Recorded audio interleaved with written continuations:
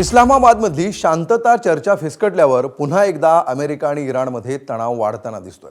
America आणि इराणमध्ये होर्मुझच्या सामुद्रधुनीवरून पुन्हा संघर्ष वाढू लागलाय।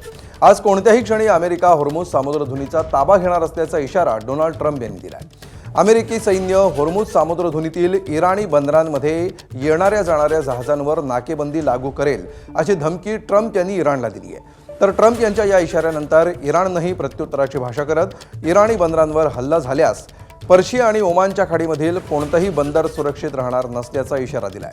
त्यामुळे इराण पुन्हा एकदा सौदी अरेबियासह UAE आणि कुवेतवरील बंदरांना टार्गेट करण्याची शक्यता आहे। जर अशी कारवाई झाली तर पुन्हा एकदा जगाच्या तेल पुरवठ्यावर भीषण परिणाम होऊ शकतो, ज्याचा मोठा फटका भारतालाही बसू शकतो।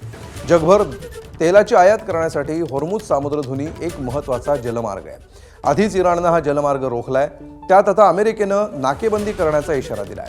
जर बंदरामध्ये लढाऊ जहाजं पाठवणं हे युद्धविरामाचं उल्लंघन ठरेल असं प्रत्युत्तर इराणनं अमेरिकेला दिलंय।